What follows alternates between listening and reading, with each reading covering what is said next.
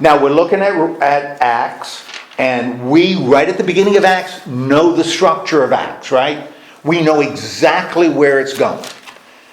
What dictates the structure of Acts? By the way, who would be the one in the work itself to give us the most reliable structure? Who would be the one that would have authority to give structure? Besides Jesus, it would be Paul. Well, even before Paul, more authority than Paul, to provide a structure right at the beginning of Acts. Jesus. You're right, Luke is writing it down, but Jesus is the one that tells us, he tells us the structure that we're going to see in Acts, right? And when does Jesus give us that structure? The ascension, right before he ascended, right? With them for 40 days, right? Luke says with them for 40 days and only gives them one command. 40 days, he wrote down one command. Outside of, don't worry about what day I'm coming back.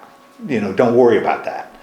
He says, love one another as I love you. Well, you're right. He says that in Luke, but he doesn't say it in that 40 days. Something we'd expect him to say. Kind of rehash his teaching. What's the one command he gives, positive command, he gives those 11 apostles? Go out and spread the word. And he says, go out and spread the word where? The whole world. But he gives a pattern. Yeah, Jerusalem, Judea and Samaria, ends of the earth. And that's the structure of Acts. Right there. Because the gospel starts where? Jerusalem. When does it start? Right away. Right away. What occurs in Jerusalem right away? Jesus is with them 40 days. They wait 10 days after Jesus ascends. What happens? Pentecost, right? Holy Spirit comes onto the church. Boom, they start proclaiming, right? And where do they start proclaiming? Jerusalem. In Jerusalem. And who is the leader in Jerusalem? Peter. Peter's the leader. Peter becomes the leader. He becomes the one that spreads it. And Jerusalem, and as he spreads it, what kind of success does he have? Great success. Great success. Thousands of people are converted, right? In Jerusalem first. Moves phase 1, right? Phase 2. Judea and Samaria, right? Who takes the gospel to Judea and Samaria? Philip does. Philip the evangelist takes it, right? Ethiopian eunuch goes to Caesarea. Boom, we've got him. So the gospel starts in Jerusalem, goes to Judea and Samaria, according as Luke is telling this story, which means that phase 3 would be where? The ends of the earth. And we've already said, for it to go to the ends of the earth, where does it have to be? Where does it have to be announced for it to cover the ends of the earth? Rome. It's got to be in Rome. It's got to go to Rome.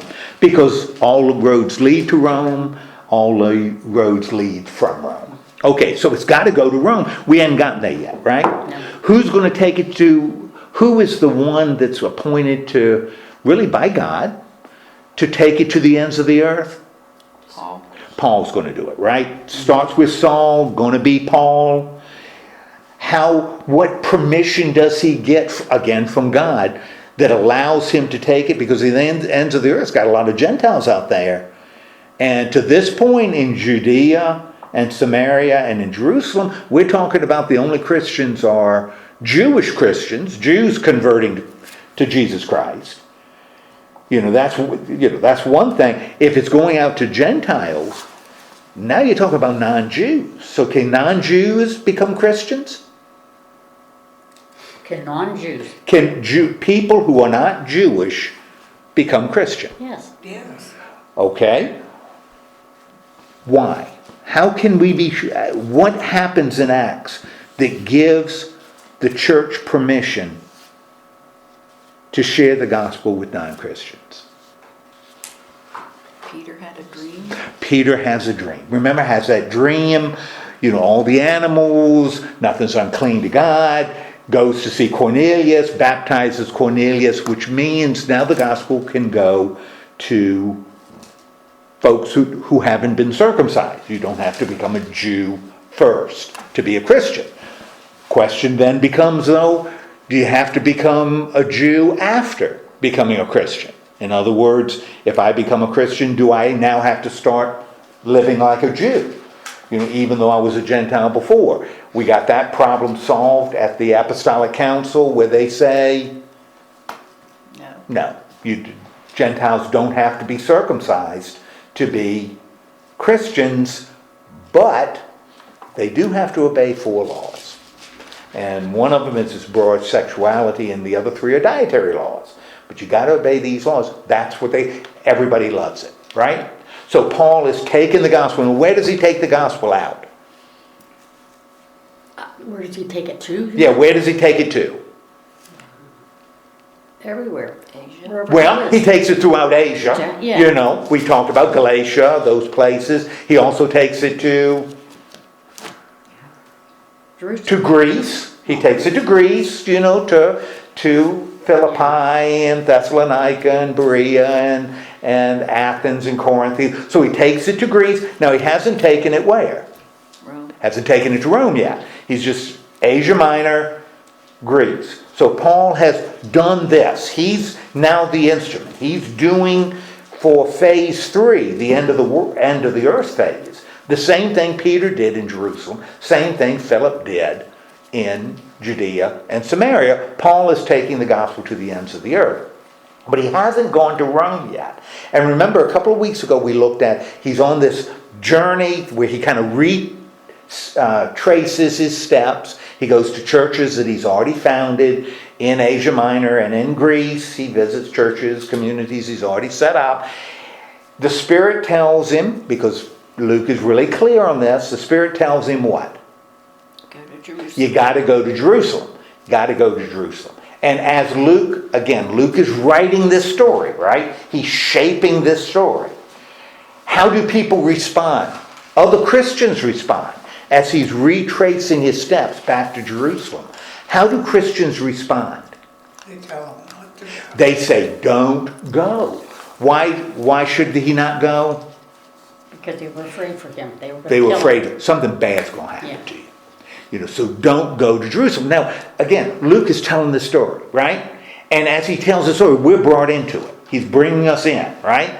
We know, the reader, we know something's going to happen to Paul in Jerusalem because Luke is kind of emphasis. Every place he goes, he gets the same result. Don't go. Don't go. And Paul says, I'm going. I got to go. So he gets to Jerusalem, right?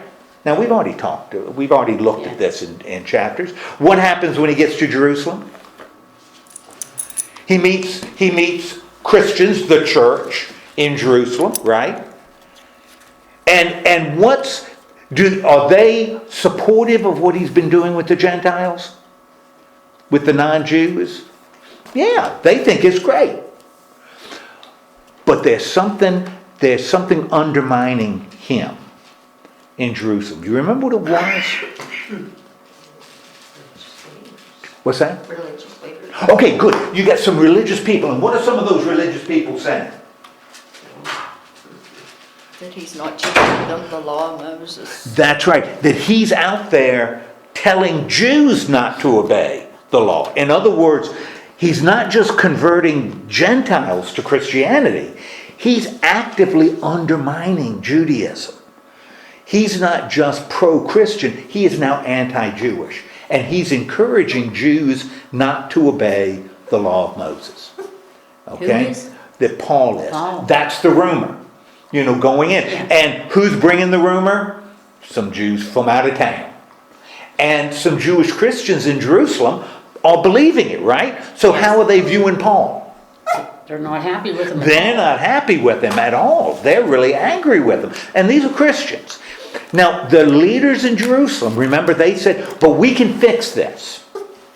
What do they tell Paul he can do to fix this problem? That Paul is no longer a Jew and is encouraging other Jews to give up their Judaism, to become a Christian.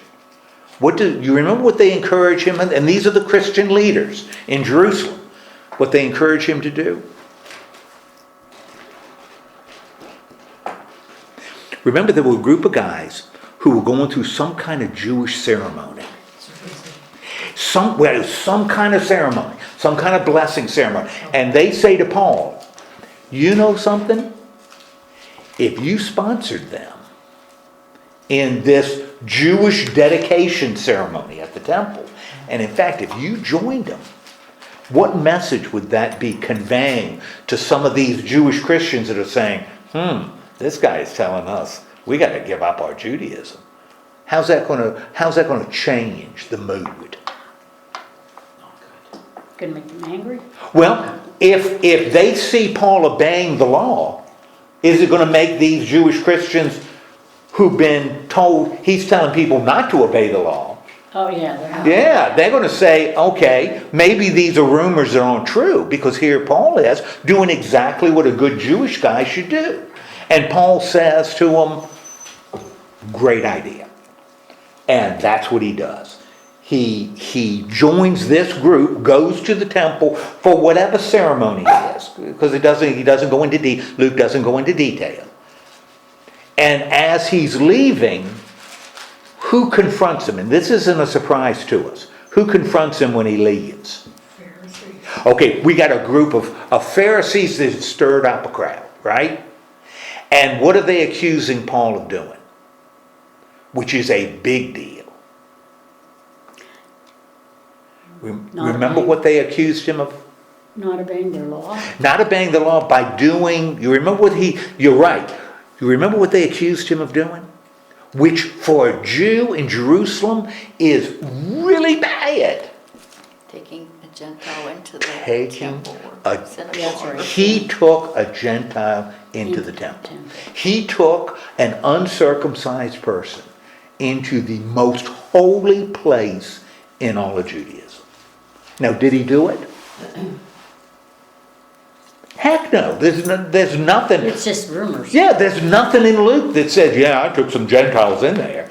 In fact, who did he take to the temple?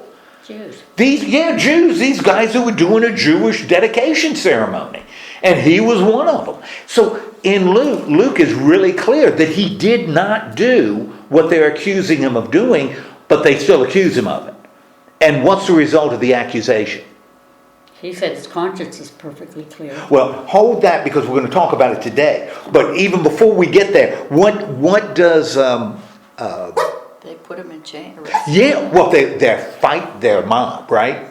And when one guy is facing a mob, what is that one guy? That one guy's in trouble, right? Because a mob is not controllable. Okay? Now, we know the Pharisees, the Jewish leaders, what's their motivation? Jealousy, good. That should be easy, because Luke has already told us. Jealous. So they're stirring up this mob to go after Paul, to get rid of Paul with a false accusation. Now that should bring back some memories. Who was brought up in front of a mob based on false accusations? Jesus. And remember, one of the things we see in the book of Acts, and we've talked about it, is the church and its leaders end up doing the same thing Jesus did. They end up facing the same kind of opposition Jesus faced. That's something that Luke works into this story. Jesus taught, the apostles teach. Jesus healed, the apostles healed. Jesus cast out demons, the apostles cast out demons. Jesus faced opposition based on jealousy.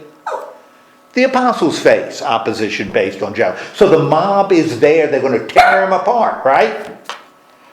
Who intervenes? Romans do.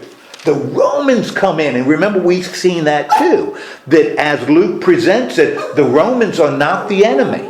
What do the Romans do? They protect. Why do they protect? Because they aren't Christians. Why are the Romans, these Gentile Romans, why are they protecting Christians? What do Romans believe that makes them really important for Christians? And remember, Luke is telling this story to his church. Somewhere in in the 90s. You know, in a Roman world, a world that's dominated by Rome. This is the message he's giving his church. What characteristic do the Romans have that could be good news for Christians, even though they're not Christian? They're fair. They're fair. Romans are fair. They believe in justice. The Jews are motivated by jealousy. The Romans are motivated by fairness. And that's a huge difference. Great lesson for Luke's church. You know, don't be afraid of the Romans. They're not your enemy. They're not the ones out to get you.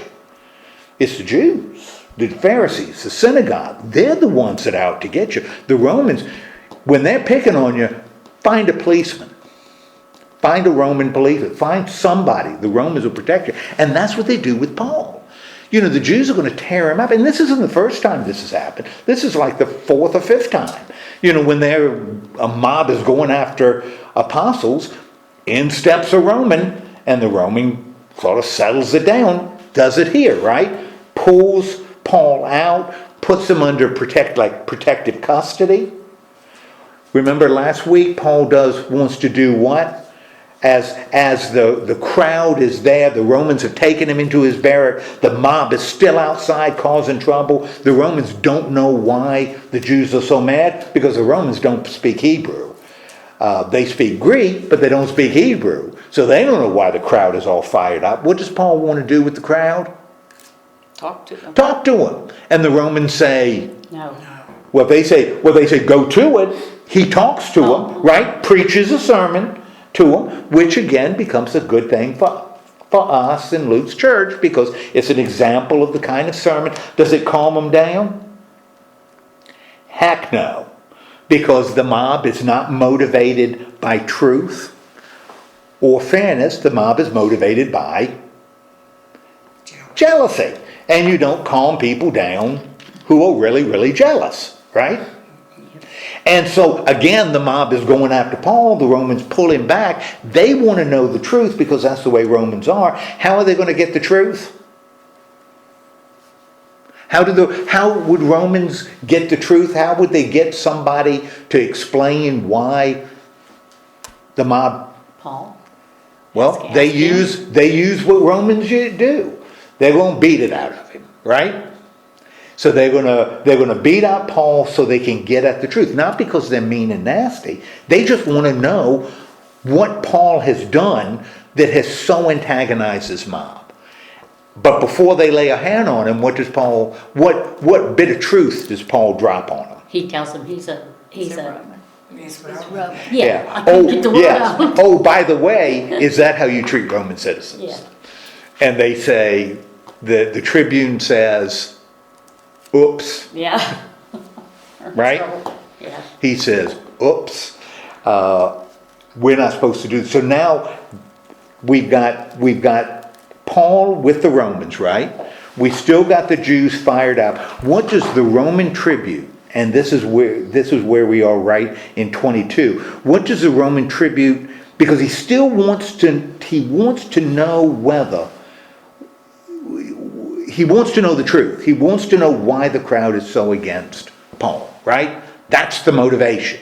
So what does he decide they need to do in order to determine, to get the facts of this case? Talk to Paul. They're going to talk to Paul, and they're going to put Paul in the Sanhedrin, the group of Jews, the Jewish council, right? So Romans are going to take Paul, put him in front of the Jewish council, so the Jewish council can express why they hate this guy so much.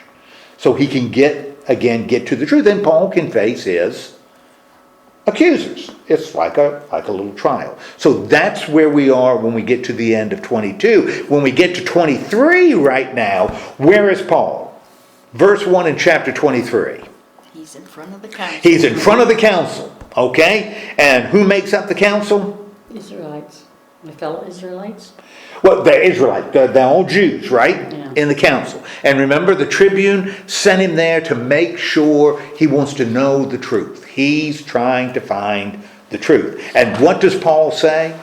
He said his conscience is perfectly clear. Well, even before that, you're right. Even before that, what does he say? What does Paul say? Yeah, what's the first word he says? To these Jews at the council. Brother. Brothers. That fellow, yeah. Why is that so significant that Paul starts? This is the first words he says to the council, that he uses the word brothers when he talks to them. Because he's a Pharisee too. He's a Pharisee too. He's one of them. And he wants to see them.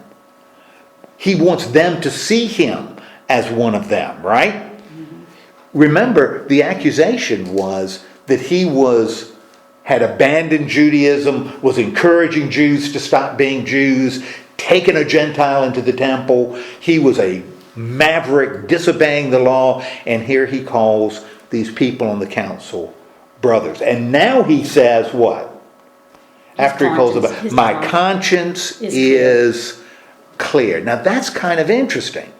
Why would he say that? What do you think that means? That he says, my conscience is clear before God. What he was doing was right. Okay, that what he was doing was right before God. God, yes. Okay? Now, if what he is doing is right, that means what they assume he's done, their assumptions must be wrong, right? Yes. Right? And so when he hears it, how does the chief priest react, the high priest react? He ordered those who were standing close to him smack him in the mouth. Okay, to smack him in the... Now why is Luke telling us this? You know, Luke isn't just writing down, getting the facts straight. What is he trying to show us by having the high priest order somebody to hit him in the mouth? How against what he is saying. Oh, okay. They're against him and for what he's been saying and teaching. So. And understand, all he said is what? My conscience is clear. And bop, he gets smacked in the mouth, right? Yeah, it's almost like he's committing a Heresy. sin. Yeah, some heresy, yes. something bad. He's saying something that's not true. He gets smacked in the mouth by the high priest. Now, what does it show us, the reader, about the people who are making the accusations? We already know they're jealous because Luke's told us that over and over again. They're afraid of him. They're afraid of him. What else? They don't know what he's talking about. Doesn't know what he's talking about, and they're pretty violent. I mean, they're pretty hostile. I mean, because they smack him in the mouth, for crying out loud. All right, so they do that, and how does Paul respond? He told him that God would certainly strike them. Okay. God, when you struck me, God's going to strike you. Why? Whitewashed wall. What does he mean when he calls them whitewashed walls? They have sin under and it's covered up. They look clean, But they didn't wash behind their ears. but they didn't wash they didn't wash behind the ears. Yeah, they look clean, but they aren't clean. They're talking the talk and not walking. That is exactly right. Now it's very interesting because Jesus, again, this parallel between the disciple apostles and Jesus. Remember, he said the Pharisees were like whitewashed graves. You know, they contain the dead, but they look pretty. And he says they're whitewashed walls. What's that? Is that what that means? Yep, whitewashed walls. You look clean, but You're are not. dirty underneath. Now, what is he doing? What does he say he's doing? What have they done that make them hypocrites? Well, he says, who are they to sit there and judge him according to the law, yet that they break the law by ordering them to strike him. In other words, he explains what the whitewashed walls is, right? That the high priest is a hypocrite. Yes. They accuse Paul of disobeying the law, and yet... They're disobeying the law. And how did they just disobey the law? For one, by striking. Yeah, you can't smack somebody in the mouth for what they say. Mm-hmm. Now, what response does Paul receive? Well, the men close to him said that he was insulting God's You're priest. Don't you know by calling him a hypocrite, you are insulting God. high priest. Now, it's very interesting they don't say that what you said is wrong. You know, it doesn't say that what you said was wrong, just that when you said it, you insulted the priest. Now, what Paul could very well say, but he is a hypocrite, right? But that's exactly what it is. How does Paul respond to that? Now remember, Luke is writing this to a church, and everything he writes is to teach them something. How does Paul respond? He said he didn't know that he was the high priest. He says, I didn't know he was the high priest. Why? Why is that important? Because of the way he talked to him. Okay. If he'd have known, he probably would have praised him. Good. If he had known it was a high priest, why? Why does Paul say, man, if I'd known he was a high priest, I would have changed what I said? Or at least how he said it. Maybe. Right. Why? Because then he wouldn't be in. Because scriptures say, in other words, in this little exchange, we've got the high priest showing himself to be, Coco, come in. The high priest is showing himself to be what? Hypocrite, right? Oh, yes. And Paul is showing himself to be True. A follower of the law. You know, the high priest isn't obeying the law. If he had, he wouldn't have hit Paul in the mouth. He wouldn't have struck him. But Paul, if he had known it was a high priest, would not, because scriptures say you shouldn't speak that way to a leader of the people. That's what the Bible says. So all of a sudden, Paul is the one who's obedient, not the high priest, right? Yes. Okay. Nice for Luke to establish this, right? What does Paul notice? He noticed the Sadducees. He notices, as he looks around the room, he notices what?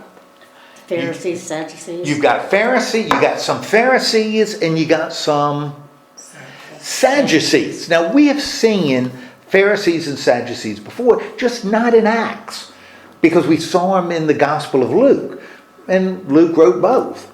So, now, we know about Pharisees, because we've seen Pharisees before. What do you know about a Pharisee? What do the Pharisees believe, even though Luke is going to explain the difference that he wants to highlight? What are some of the things Pharisees believed? They believe in the resurrection. They believe in the resurrection of the dead. That's a big deal for Pharisees. And we've talked about that before. In fact, I talked about it in the sermon on Sunday before. That's what they believed. Body and soul, all one, two parts, but linked together. You know, therefore you didn't have souls without bodies. You didn't have bodies without souls. Therefore, to have life after death, you needed to have what?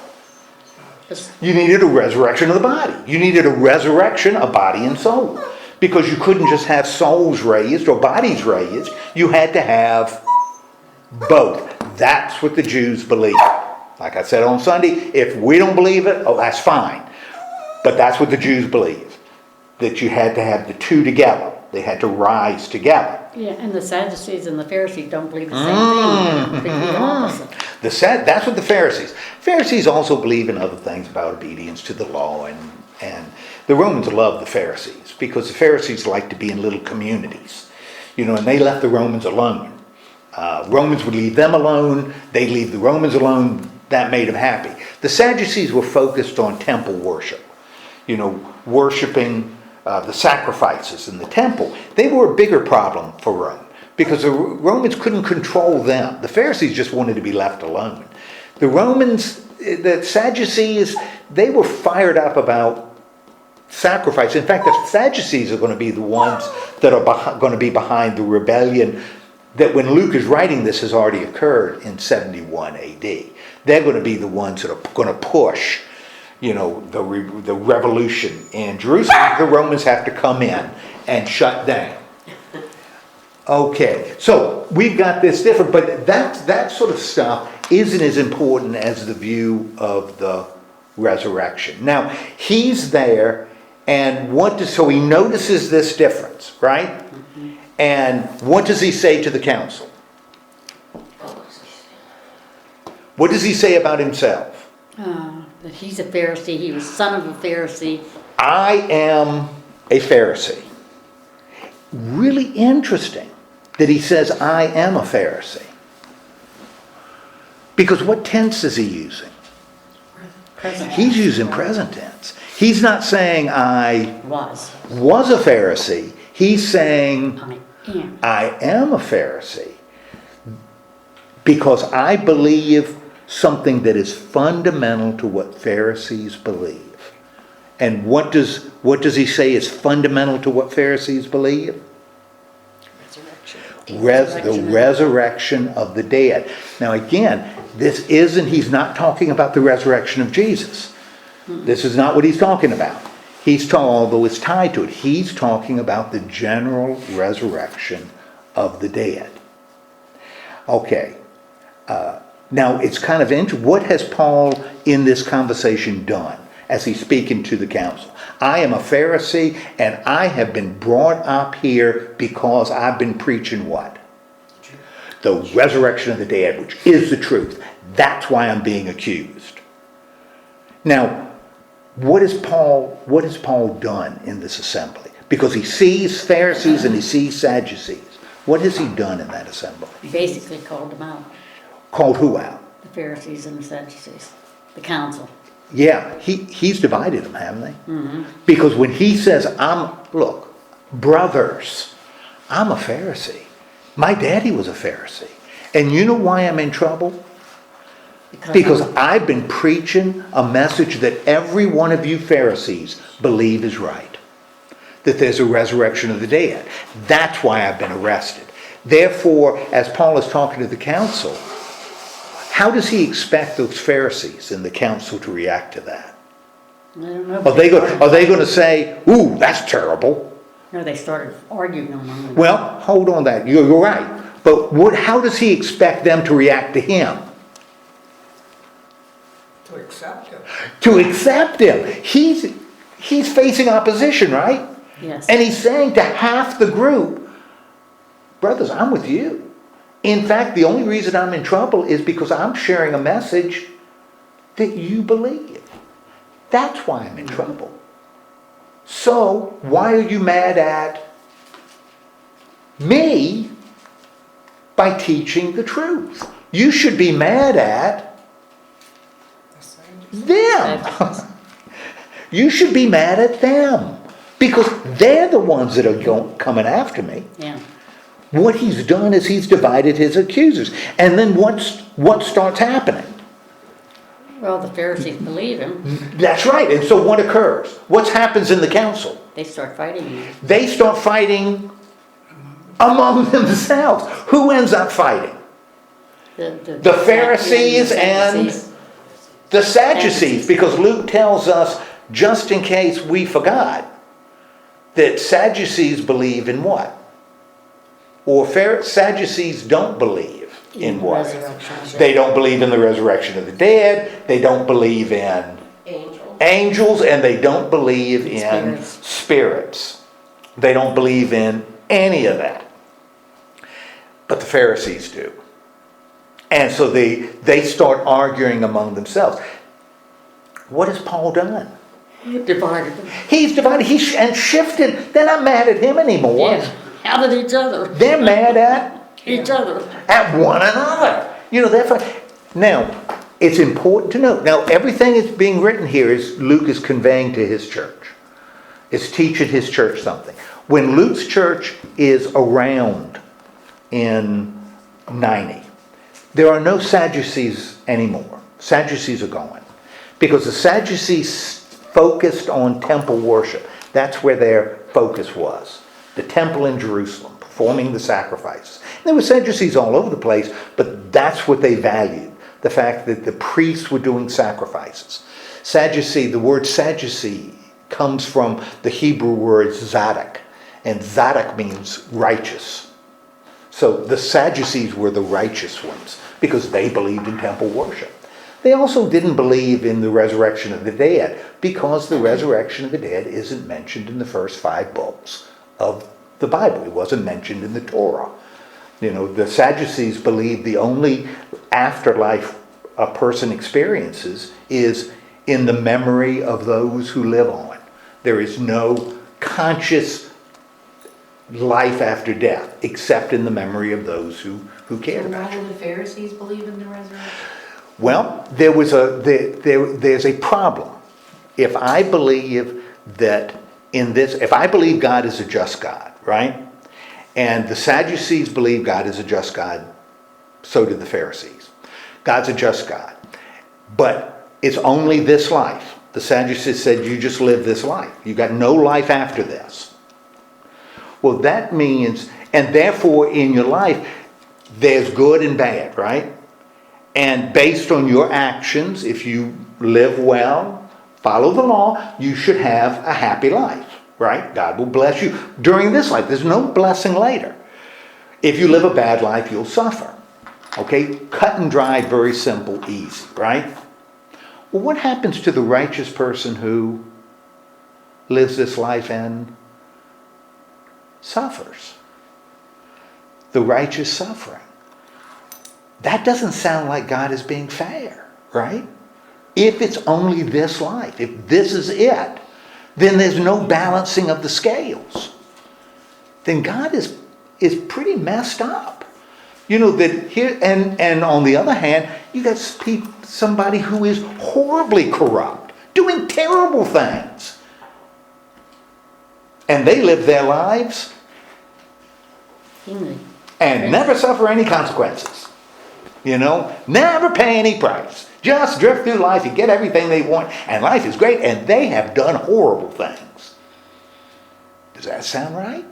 No. Would a just God do that? Oh, no. Therefore, there has to be something, some time to balance the scale. And if it's not in this life, In the next. it must be in the next.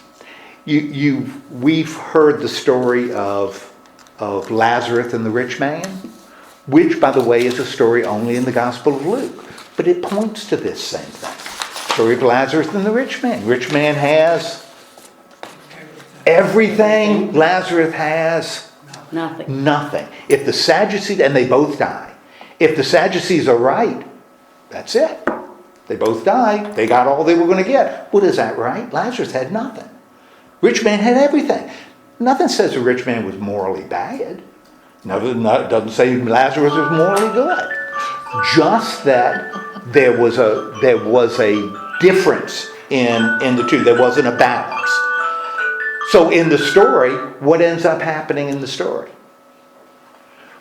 Lazarus is taken to Abraham. Rich man is being tormented. What is God doing? He's balancing the scales. You know, and in fact, he even says, Abraham says to the rich man, you got everything during this life. Lazarus got nothing. You know, now Lazarus has everything and you got nothing.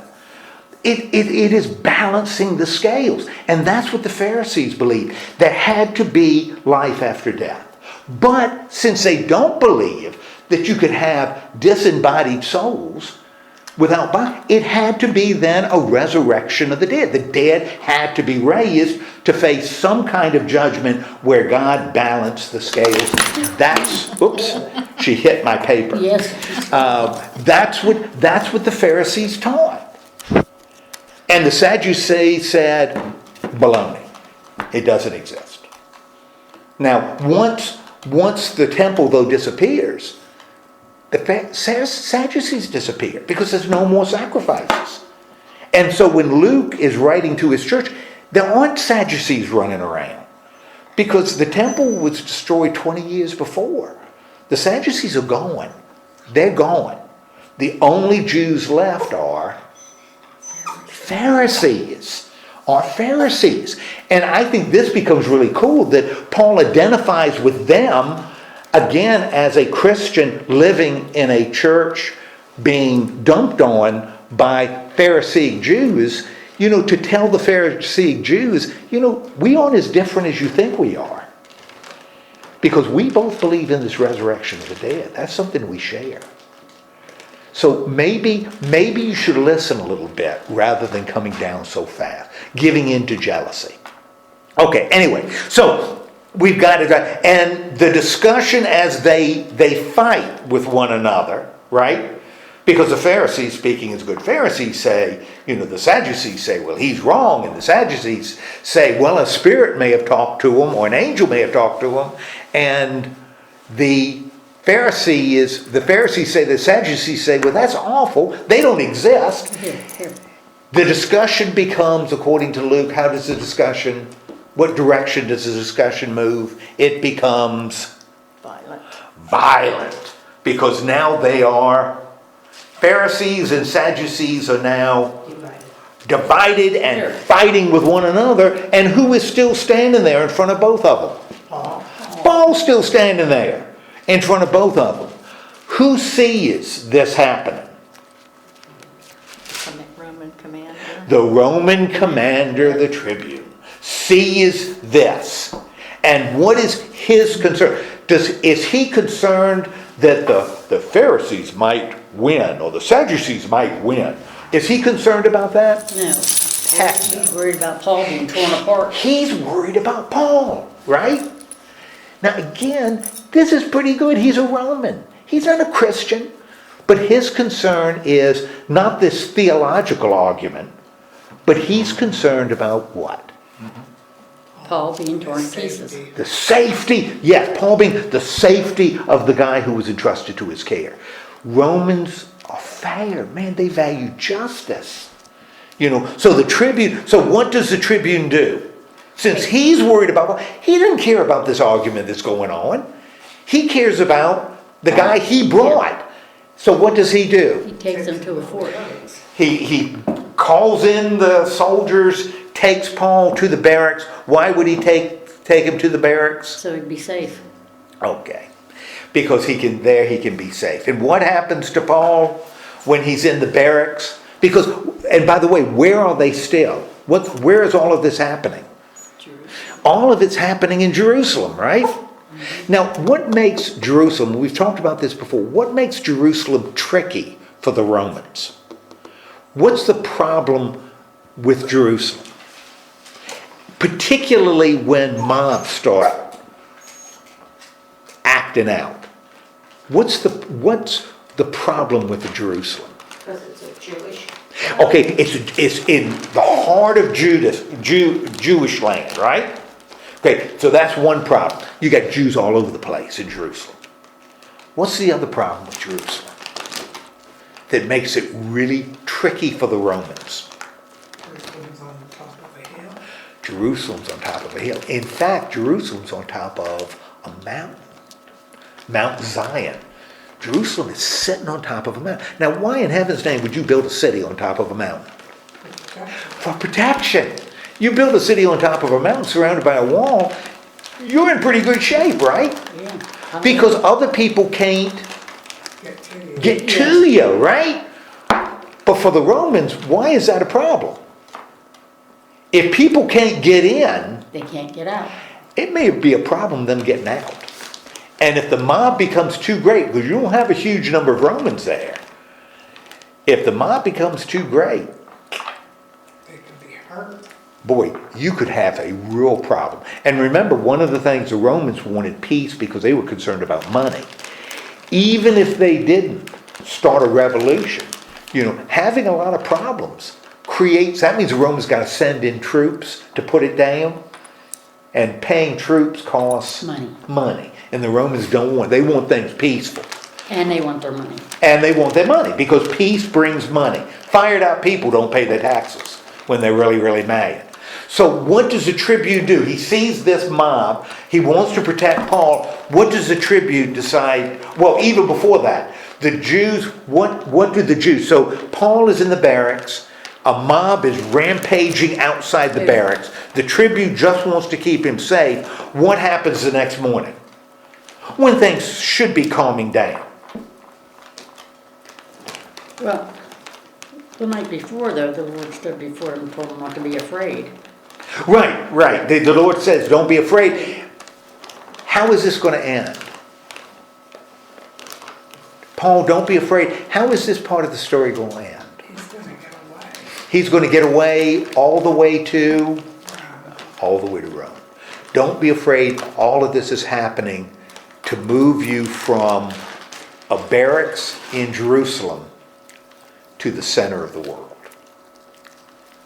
All of this is, and Paul, if somebody told me that, I would say, Yeah, right. yeah, right. Because it sure doesn't look like it's happening. But remember, we the reader are hearing this, right? And in fact, we know the end of the story because we've been around.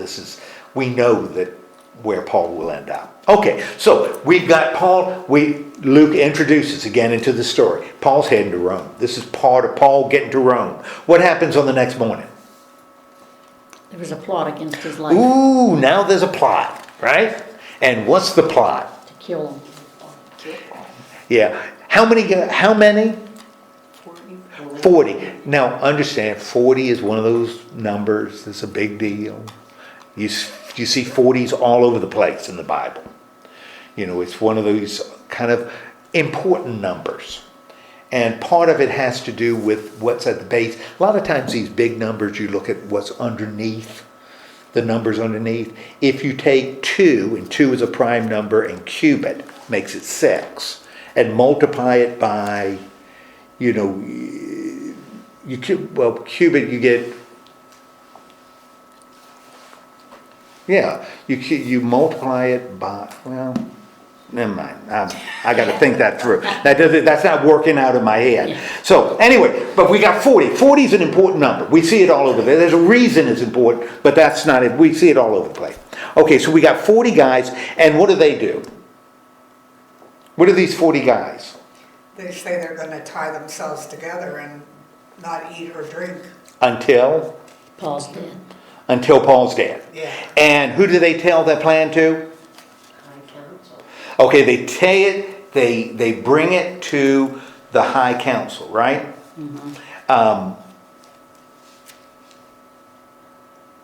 right, so they've got this plot. Who hears of this plot? Paul's nephew. Oh, and by the way, so the high council, is the high council in cahoots with them? When they say, we pledge to kill this, we pledge to kill Paul. How do you think the high council responds? Do it. Do it. Now, the problem is, they can't do it as long as Paul is where? In there. They can't do it while he's in the Roman barracks, Yeah. right? They can't storm the barracks because the Romans have soldiers and arms and swords and stuff, and they're going to put a hurting on those people that are, those 40 people. So, can't get it. So what do they decide to do? What does the council decide to do? When he's leaving, they're going to ambush him. Well, yeah, we have some other questions to ask him. So why don't you bring him over to the council hall so we can talk to him more? Now, do they want to talk to him more? No, they want to get him out away from there. They want to get him out of the barracks so that They can kill him. Kill them. they can kill him. So the council is doing what?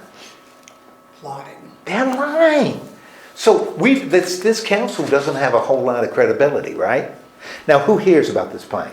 Paul's sister. See, this is good stuff. Paul's I mean, this sister. is, this is a good writer. If you were reading this in just a novel, you'd say, oh yeah, Yeah. oh yeah, I'm there. A little more dialogue, Good movie. Oh yeah, this is a good movie. A lot of drama in this movie, right?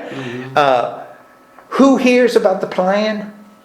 Nephew, the son. Yeah, nephew, son of Paul's sister, hears Oh, about I the see. ambush. The son of Paul's sister, okay. Yeah, and what does he do? He went to the fort and told Paul. He tells Paul, and what does Paul do?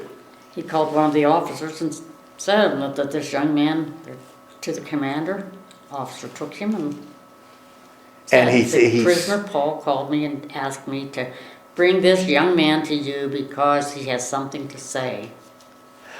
Okay, now and he tells him the story. Now the tribune, he could really make his life easier, right? There's something he could do that would make his life a whole lot easier. Because we still got this mob gunning for Paul, right? What could the tribune do? Just give him over. Give him over. Give the mob Paul. How many times have we seen that in Western movies? Yep. Jeez Louise. Save You want to themselves. lynch him? Go to it. Yeah. You turn him over, right? They do what they want. They kill him. Mob quiets down. Tribune, it becomes a hero, right? Because he can report to the Romans. Everything in Jerusalem is calm. Everything is calm. We got rid of a troublemaker. Everything is peaceful. You can be sure they'll all pay their taxes. But that's not what Romans are. That's not how they function. So what does the tribune, when he hears this story, how does the tribune respond? Instead of saying, I'm sick and tired of this, take it. Just throw Paul out to the mob, let him kill him. What does the tribune do? He gets all his soldiers and takes them somewhere else. Okay, Jerusalem's a problem, right? Because it's on top of a mountain. You don't have a lot of flexibility when you're behind walls on top of a mountain, right? Yeah. So he's going to take Paul somewhere else. Where's he going to take him? Cisterns. He's going to take him to a city called Caesarea. And we've run into Caesarea before. Jerusalem is on top of a mountain, right? Where is Caesarea? On the The sea. sea. Right on the coast, right on the Mediterranean Sea. Why? And what made Caesarea important? Man, you can almost get that from the name. What made Caesarea important? Escaped by the sea. Easy to escape. Easy for who to escape? If they needed to. The Yeah. Romans. Easy for the Romans. This is where the Roman governor lived. He lived in Caesarea. Easy to get out of, easy to get more troops into. Caesarea was a whole lot safer for the Romans than Jerusalem. And Paul's been to Caesarea. We've talked about Caesarea before. So he's going to take Paul to Caesarea so that he can appear before whom? The governor. Before the governor, whose name is, Felix. which is not unusual. Often they made cats. Cats were sacred creatures. So sometimes cats would serve as governors. So Felix is governor. I should have gotten a better chuckle than that. My gosh. All right. So he sends Paul to the governor. And what is his goal? Because remember, one of the things that Romans are fair and they're just. He wants to protect Paul, but does he want to just set Paul free? No. No. Why is he sending Paul to the governor? He wants the governor to decide. Okay, he's going to send Paul to the governor so the governor can decide. And what does he anticipate will happen when Paul gets there? What is Felix going to do when Paul arrives? I mean, is he just going to hear Paul's side of the story? That wouldn't be fair. Now he got a letter explaining. Yeah, he explains. And so who's going to go to Caesarea? His accusers. Yeah, the accusers. So they're going to have a little trial in Caesarea. But they're not going to have the trial in Jerusalem. They're going to have it in Caesarea, where the soldiers are, where the governor is. We're going to find out somebody else is in Caesarea who's fairly important. And we see it alluded to. So they take Paul there. He's going to meet his accusers in Caesarea. What happens to Paul as he first makes his way? And is he being protected as he goes? Yes. Yeah, there's a lot of soldiers with him. Luke makes sure we know how many, right? What happens to him when he gets to Caesarea?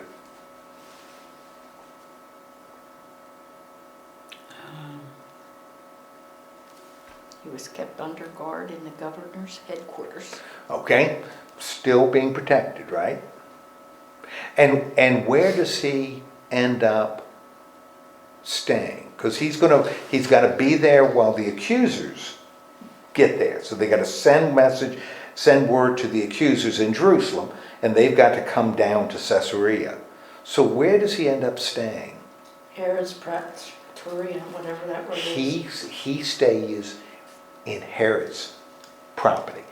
Now, we haven't seen a Herod before. We've seen Herod's other places, but this is a new Herod.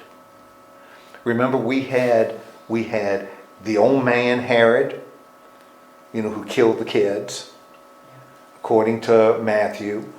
We had his son Herod Antipas, who was the one in Jerusalem when Jesus was tried. We had another Herod. Remember Herod Agrippa, who had a untimely death. Remember how he died? He was filled with worms and dropped dead.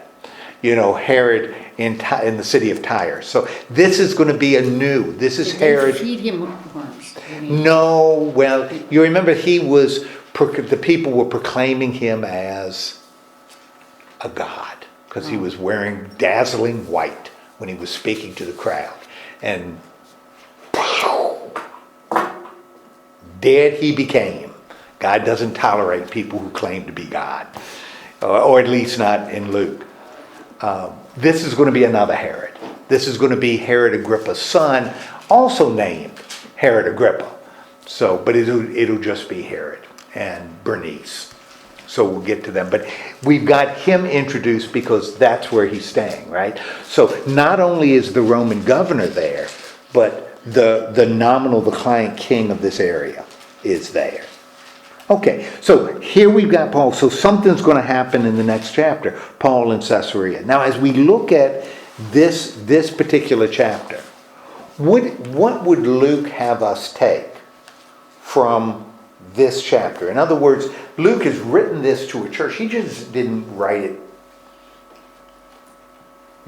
nice to know information or an interesting story. He's doing it with intention.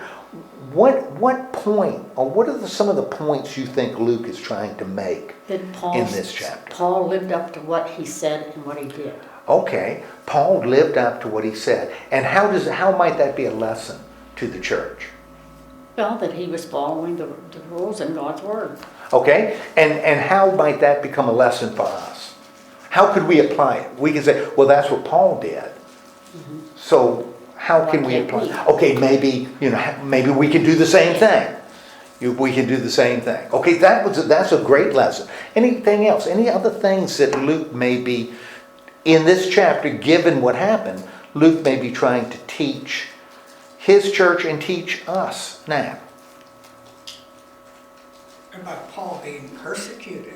Okay, we've got persecuted. We've seen that before too in the book of Acts. What lesson can we take from that persecution? What Paul is going through. People that are good are not always treated that. And if you're talking about people in the church, the people in the church are supposed to be good. So just because you're in the church doesn't mean You're good. you're going to be treated well, that they're going to treat you, they're going to appreciate you. Because there's still jealous people, and there's still people who are lying, who will lie to get you. Yeah. So be aware of that. What else do we have? Those are great lessons. What other things can we take from this? God was with them all the while. God is Be with Paul the whole time. Now, why does that become an important lesson Luke is conveying to his church? Why would that be an important lesson for us? So that we know that God is with us too. When things are good. Yeah. Right. No, God's with us always, whether it's good or bad. God is with us always, even when things are bad. And in fact, since all of this is happening, so that Paul, what does Paul, the Spirit tell Paul about why this is happening? This is all going to get you where? To Rome. That God's plan is working. Even though He was told not to go. yeah, people, even though you're being told not to do it, even though, from your perspective, it may not make sense. God's will, my goodness gracious, God's will, what? Is going to be done. God's will is going to be done. And that's what we see with Paul. I think some other interesting things in it, that Paul was really shrewd in dealing with the opposition. When he was in front of the council, Paul intentionally did what? Divided. He divided them. And we live in the real world, and sometimes in the face of opposition, the kind of opposition being just meek and mild, maybe we can do the same thing. Now, Paul, he never lied. He told the truth in what he did, but he was also shrewd in dealing with that crowd, in that council. He was aware of what was going on in the council. He never stated anything he didn't believe, but he was aware of what's going on. Anything else that you see happening here? An interesting chapter, part of this narrative. And what always fascinates me when I look at scripture like this is remembering they are writing this, Luke is writing this on the skin of reeds. He is not writing it on a computer, and he's not writing it on paper. He's writing it on the skin of reeds, which means he's got to be careful with the amount of words he uses. This is not an unlimited amount of material he's got. So as he's shaping the story, he's doing it in a very economic way. But we still got the same kind of drama you'd see in a movie. The kind of flow you'd see in a novel or a short story. That the writers of the Bible, they knew what they were doing. They were good writers. Any questions?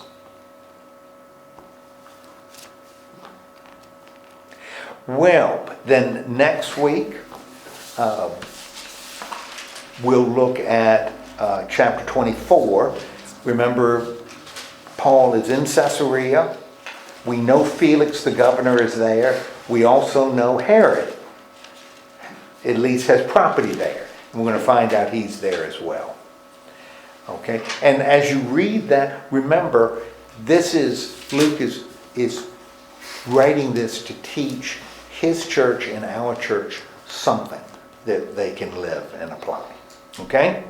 So let's have a word of prayer, and then y'all can go on with your business, and we will have our cheese and carrots. Lord God, thank you so much for giving us this time, and remind us that Paul is a great example that we can follow. He spoke the truth. He spoke it boldly. He was also shrewd in how he did it. He knew he was facing opposition, but didn't shrink. Remind us of the strength that he showed, that we might show as well. And also remind us that even though there are those who will always oppose for reasons that aren't very good, there are also people, even non-Christians, who help us, who believe in a sense of justice and fairness, and help us not to be afraid to go look to them for help, because they're out there too. So help us to be guided by your word. In the name of Christ we pray. Amen. Amen. So thank you. Thank you. That's a little squeaker.